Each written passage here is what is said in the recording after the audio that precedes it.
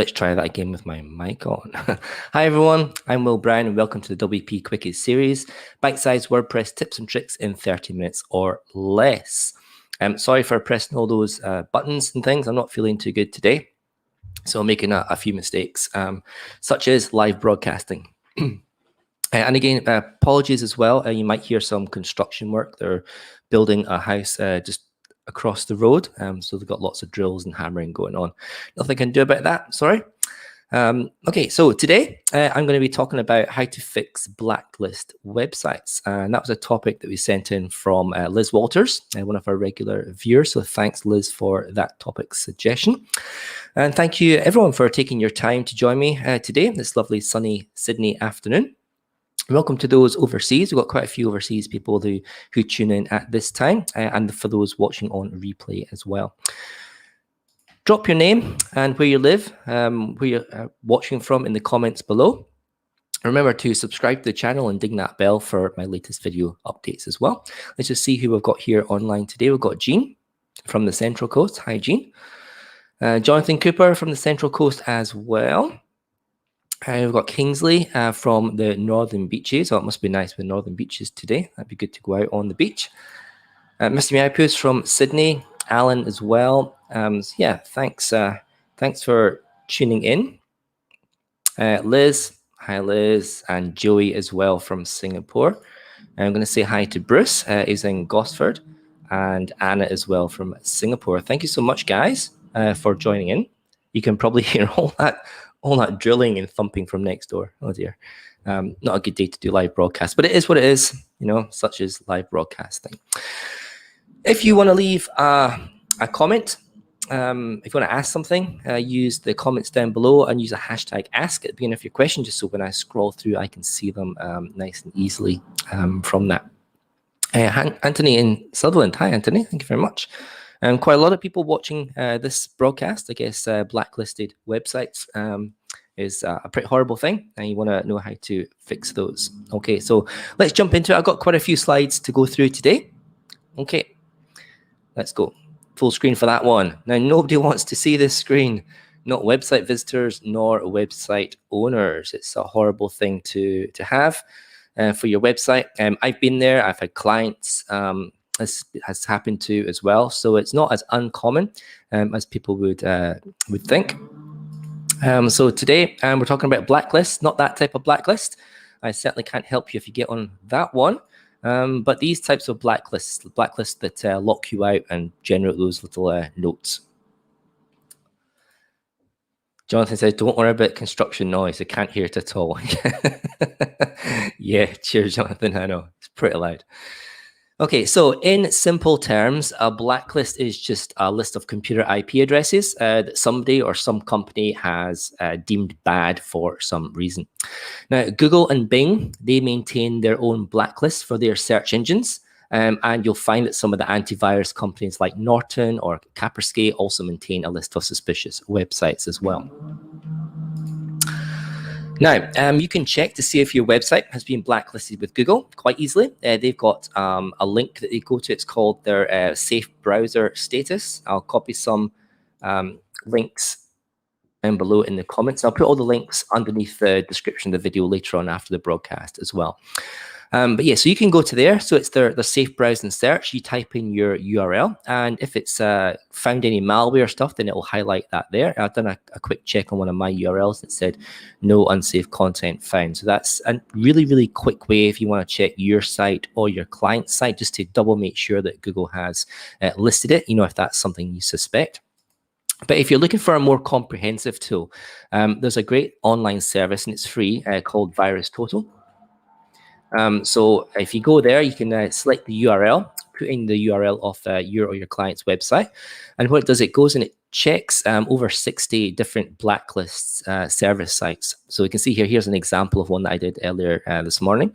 So it actually checks 66, so at the top right there, so 0 out of 66 detection. It just lists them all down, all the different types of blacklist services. And these include website services. They also include email blacklist services as well. So you could use that there to see if the URL for your website or your IP address for your machine has been blacklisted as well. So that is a great tool, 66 blacklist services. That'll definitely, if you're going to do client reports or a client site that's being blacklisted, that's probably the best place to go at the moment, just to find out which lists are blacklisted. Okay, so a big question that I get asked when I'm doing these things is, how did my website get on a blacklist? Now, of course, there's many different ways that your site can get blacklisted, but the most common way that a website's going to end up on a blacklist is after it's been hacked and malware has been uploaded. So unfortunately, when the hackers get hold of your website, they want to do something with it. And so you normally get lots of malware to try and phish your passwords or your client customer details. So any kind of suspicious stuff like that. Crypto miners as well is a popular hack at the moment. So they install a little JavaScript crypto miner. So they use all the client websites when they're visiting your website. It downloads a little bit of JavaScript and runs a client crypto miner in the back end, which is mining all the cryptocurrencies. So I've had quite a few clients over the last couple of years that have had their website just looks normal. Like there's nothing suspicious about it except for this little crypto miner that the hackers have placed to try and make money on that. Now, another common way to get on a blacklist is via shared hosting, where another bad site on your shared server gets their IP blocked. And because you're on a shared server, it's the same IP address for the web server that all these different websites share. And the result is that all traffic, all websites coming from that server gets blacklisted. Well, that's not a good thing. It's definitely a cross for shared hosting from me. I don't like it. I don't like shared hosting at all. Another common way you might get blacklisted is if your site is under cyber attack. Now, there's nothing much you can do about that. There's nothing much you can prevent. If someone's decided to target your website maliciously with a bot attack. However, just for safety, your website could be put on a blacklist just to stop people from visiting that and from becoming part of that cyber attack. So blacklisting is bad for your reputation. It's bad for your business. Additionally, search engines, they can penalize blacklisted websites. They can lower your website rankings as well. And lower rankings, well, of course, that could have lasting adverse effects on your organic traffic and your overall conversion rate. So pretty bad all in. So if you do get blacklisted, or if your client gets blacklisted, then you have to act to remove that site from the blacklist pretty quickly. Otherwise, it's going to tarnish your reputation and your rankings. Mr. Miapu says, for the crypto mining ones, wouldn't you notice higher CPU usage from your host? Yes, you could notice that. Oh no, actually, probably not, because what the crypto mining ones do is they use the client's browser. So it's not affecting your website. And you just deliver a bit of JavaScript as a malware package. But when the client visits your website, then that takes off of your client's, the customer's machine that's visiting it, and their CPU will start to spin up and whine quite a bit. So they'll probably notice, but you as a website owner probably won't unless you're running a malware scan all the time. That's a great question, Mr. Miapius. Okay, so let's jump in. How do you fix your blacklisted website? Hopefully your website isn't in as bad a shape as this car. It looks a bit of a wreck. But you can follow these 5 simple steps to fix your blacklisted website. So let's go through these steps each one. So step number 1 is to check your URL status. And we had a look at those. So the 2 ones there from Google and from VirusTotal. I've posted the links before. Check those 2. Check your Google status, and then you can check all other blacklisted just to make sure that you or your client is actually blacklisted. Because if it's not, if you're not actually blacklisted and something's coming up, then there's probably some malware on your website or something's going wrong there. So definitely check your status. Step number 2 is removing the malware from your site. Now, removing malware, that can be really difficult as it tends to spread and make copies of itself really, really quickly. I know I've done hundreds of malware-affected website removals in my time. So you can install, like before you get removing the malware, if you want to identify it, you can install a couple of plugins. So WordFence is my go-to security plugin. But you can also use the Security Scanner as well. So I'll post a link down there as well. Two very, very popular website application firewalls, but they've also got built-in malware scanners for those. So if you don't know where the malware is, that's probably the best bet, to install one of these plugins, run a scan, and it should tell you the affected files it's found malware in. Of course, it can only tell you the ones that it has in its database. You know, if someone's written a new malware, a bit of malware that these websites don't know, these plugins don't know, then it's not going to be identified for that. In addition to the plugins themselves, Securi, they offer a service on their website. I'll just post a link in the comment for you below. So they offer their service. So as part of their sign up, so if you sign up with them, like a yearly membership package, the lowest package is $199 US, but as part of that security scanning package, if you do get malware on your website, they will clean it up for free as many times as is needed. So that could be something, you know, if you don't want to do this yourself, you know, if you just want a quick fix, even if you don't already have an account with Securi, you can sign up there and then, pay the $199 US, and then, you know, they'll then submit a request and they'll go and fix your website and remove all the malware, which is great. I've had quite a few clients do that, and they say it's really good. It's been done really, really quickly, really efficiently. And of course, you know, what's $199 US compared with losing thousands in business transactions and business branding as well, when people don't want to come back to your website. So definitely worthwhile considering as part of your removing malware step. Now, if you want to do this yourself, I recommend rebuilding your entire WordPress website. And this is pretty much what Securi do as well. So build it from the source of truth repositories. So I'm going to go through some of these steps here for you. Let's see, does this work? Click on next. There we go. Okay, so step 2, or the step in step 2, is you want to download a recent, it could possibly be infected backup of your site, but it needs to include the database SQL. You want to get the data from there, as much data, clean data as you can out of there before you scrap your website. Now, if you've got an e-commerce website, or if your site has user registrations, you're going to need to export all that data. So using something like WP all import or all export, and I'll copy the link down there. That is a great tool. I use it on loads of client websites, especially the e-commerce ones. So you want to try and extract that data, all the users, all the products, all the orders, all that kind of non-WordPress related data. You want to suck that out of your website before you go rebuilding anything, because you need to replace that back afterwards.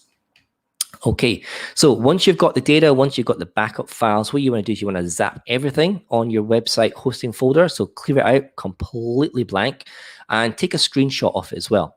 So you can show the review people what steps you've done, that you've actually, you know, you've got rid of everything. So that's the malware gone definitely, because there's nothing there. Next step is to go into your database system and drop all those database tables. Don't delete the database. You don't need to delete that. Just drop all the tables, and then you can. That means that there's nothing in the database there that can be attributed to malware. So that's you. You've got nothing on your web hosting. You've got an empty database. Now you can start rebuilding from scratch. So download all those plugins and all those themes that you use in your WordPress website from the trusted source. So if you are using the free plugins, download them from the WordPress.org repository. If you've got some paid plugins or a paid theme, then make sure you log into your account dashboard where you purchased those from and download the copy from there. Don't rely on somebody else's website. And please do not download free ones from torrent sites or anything like that. Always go to the source of truth, the author, the plugin developer for those. What's next?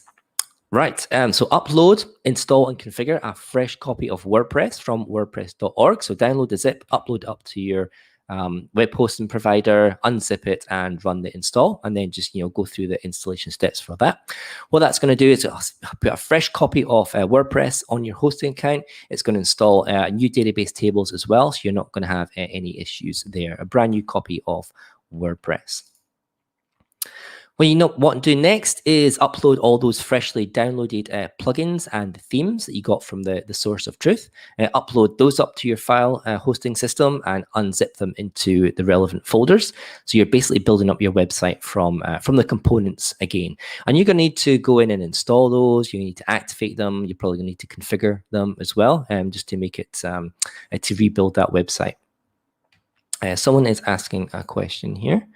Can you download back versions? Yes, you can, from most places that I've bought themes and plugins from, and certainly from the WordPress.org repository. You can go into, there's a developer or a source tab, and that will list all the different versions. You can download them as zip files for that. So yeah, good question. Yes, you can certainly do back versions.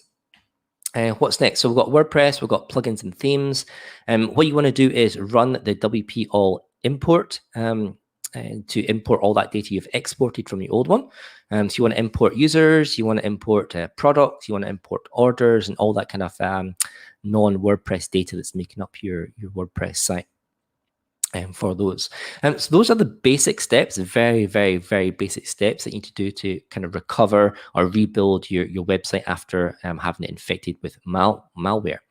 One last bit is I have a post which links all of my 21 steps. So that's just, those steps above are just kind of general, but I've got an actual 21-step DIY guide to help you restore a hacked WordPress website. So that's a process that I use to restore client websites if they get hacked. I go through each of those steps, 1 to 21. So you can have a look at that if that's something you want to do yourself. Claire is asking, have you ever been in a situation where there's been malicious code in the data in the database? Yes, I have, Claire. And you will see, if you visit the blog post there, you'll see that, I'm not going to run through it all, but essentially you have to look through the SQL. So the SQL is plain text when it's exported. You have to look through the SQL and look for key signatures for malicious data in the database. You can have SQL injected into the database that can run commands. You can have SQL injected into the database that can run a program, or it can create malicious links as well, all encoded. So it's not as if it's obvious. It's all kind of encoded in something called base 64 as something common that the hackers use to try and encode stuff, so it doesn't look like bad code. They encode it into all these like strings and binaries. So yeah, if you have a look at the blog post, I've got a few steps there on having a look through SQL data for malicious stuff. So yeah, great question, Claire. Thank you for that question. Okay, let's go to the next step. So step number 3, once you have rebuilt your website, whether it's you, whether it's security that's rebuilt it for you, the next step in your process, now that you've got a rebuilt website, it's nice and clean, there's no malicious content on there at all, then you need to get your website off that blacklist. And this is the step that you need to go through. So for Google, you need to submit a site review report for that.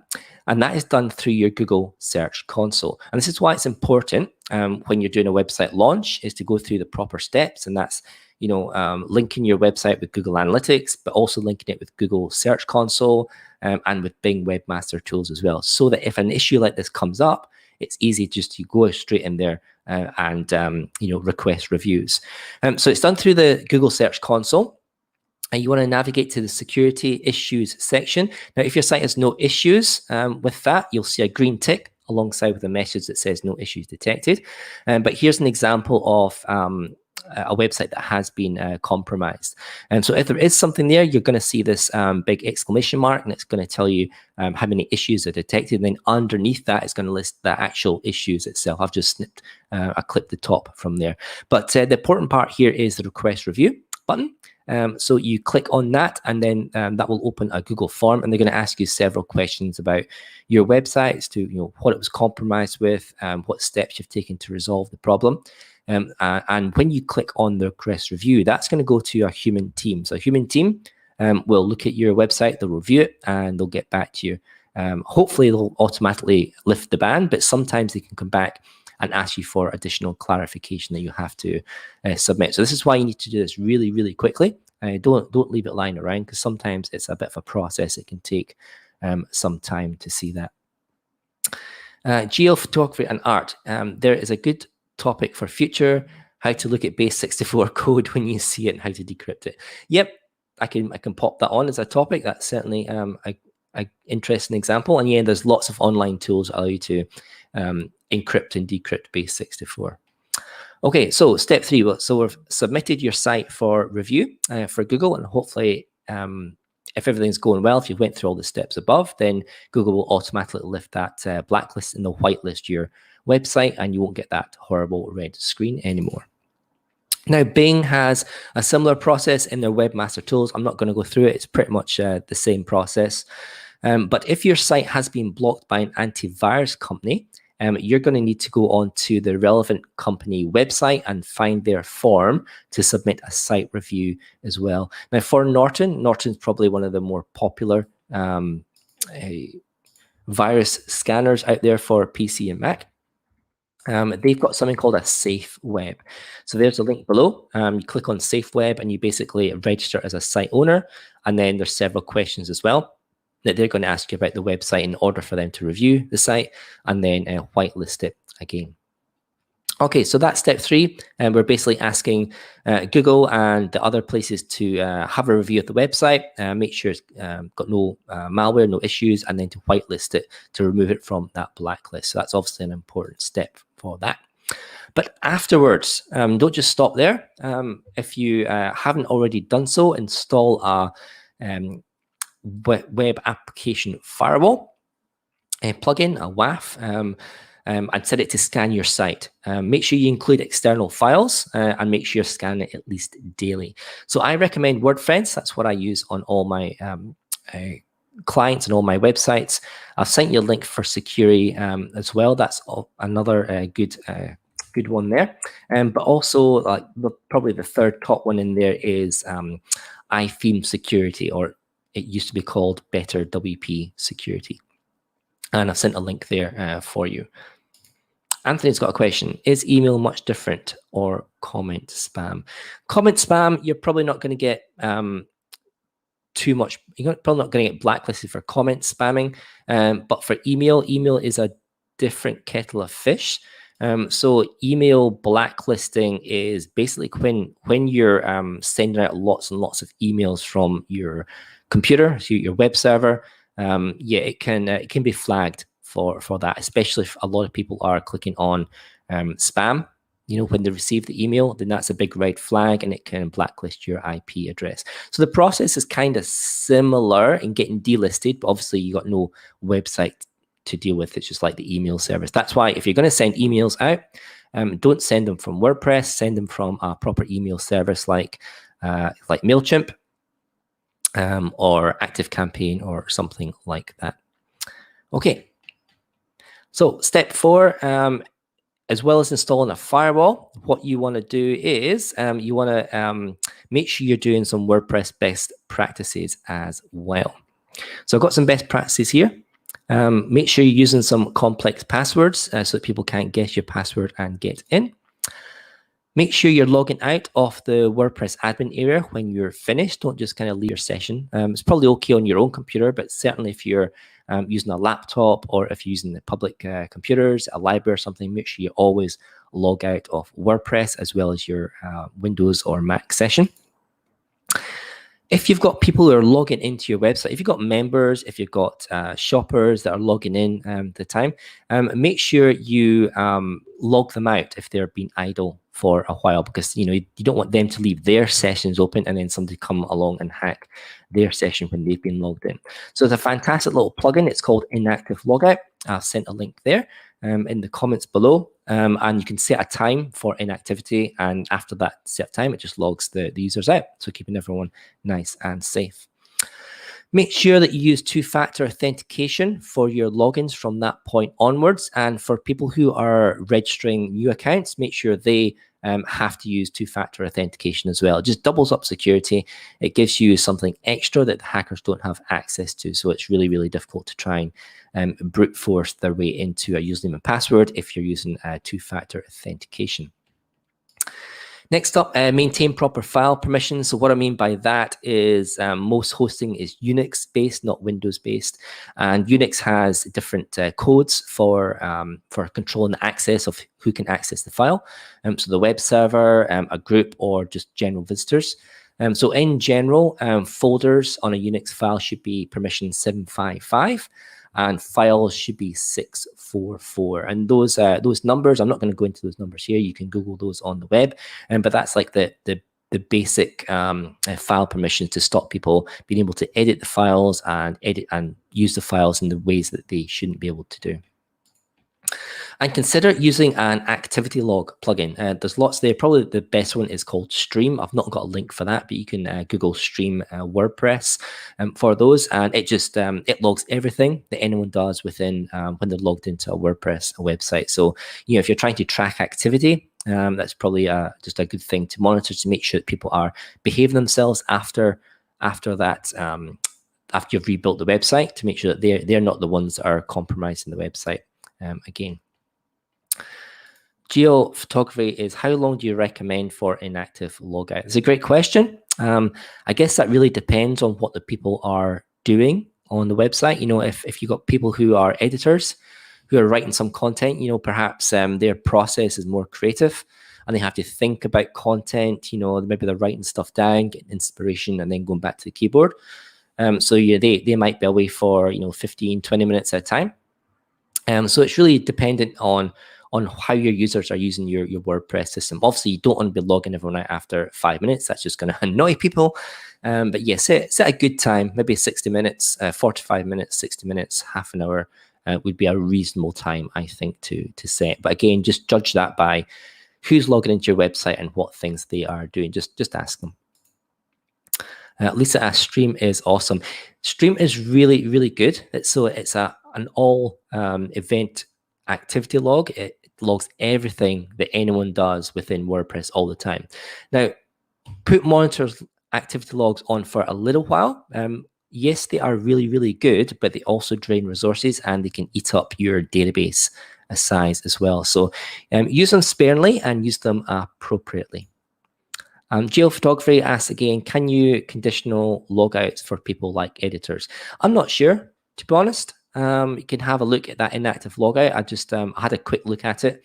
There's probably other ones that allow you to use role-based logouts, but for that one, I'm not too sure. So you need to investigate that one yourself. But yeah, that's a good question.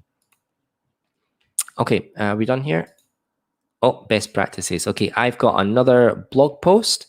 I've not got a link to that one, but you can have a look on my website anyway. Just go on to zeropointdevelopment.com and search for WordPress security best practices. It's a video of the talk I gave at one of the WordPress Sydney meetups, I think back in, well, it would have been beginning of 2019, maybe end of 2018. I just, it rounds out all the different types of security topics and issues around about WordPress. It's quite long. It goes for about an hour. So grab yourself a cup of coffee or 5 before watching that one. Okay, so let's get going. We're almost at the half an hour, so I knew this was going to be a long one. So step 5, so this is the final process. You want to be able to fix your reputation. Now, fixing your reputation after being blacklisted is going to be really, really hard. And you may not get all your customers or visitors back after something like that. You just need to be realistic. You're going to turn off a fair few amount of people if they've seen that your website's got this malware linked to it. But rather, I always suggest, so I always say to my clients that they've went through this situation, rather than sweep the incident under the carpet, I suggest that they take the opportunity to write an article about it. Be open. Publish the article on the website, pin it to the homepage as well. It's not something you're proud of, but it's something you want to be open about. So in that article, if your website has like an active user or client base as well, send them a personal email explaining what's happened and the steps that you've taken to solve the issue. And that's what you want to basically write about in this article. Explain how it came about, how you found out, what you've done to resolve the issue, what you've done to secure your website going forward for that. So just be as open and honest as possible. I think that's the best policy if you've been come under, or your client has come under this issue. Also, things to note is that some countries may have laws that require you to inform them of a security breach or a data breach. And so reporting a data or security breach, it's usually done through a country's Information Commissioner office. So in Australia, for reporting data and security breaches here in Australia, I'll send you a link down there.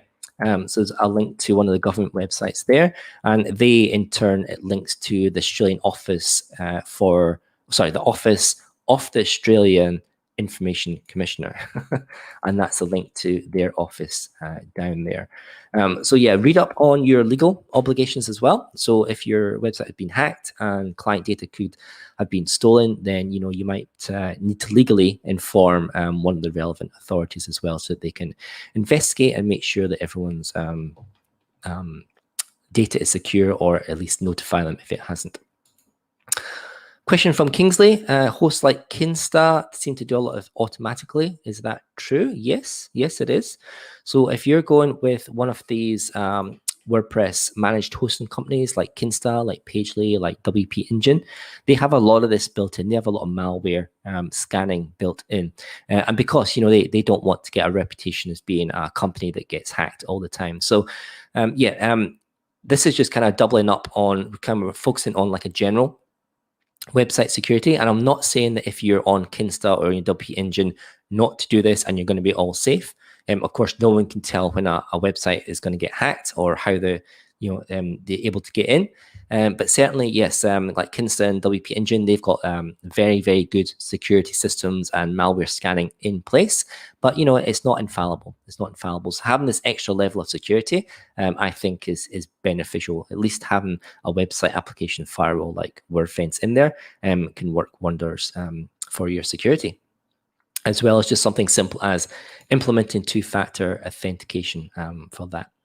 Okay, I'll keep an eye on the iPad. I don't think there's going to be any additional comments because we've done those throughout the talk. So that is great. Thank you so much for your questions. That was super. Hopefully, that's given you an overview and idea as to how to resolve an issue with blacklisting. Blacklisting themselves are not bad. In fact, they can be seen as like a force for good, stopping the spread of like malware and scanners. And, it's unfortunate to find your website in that situation if you do, but just remember to act quickly to resolve the issue and request a review to whitelist your website as soon as possible.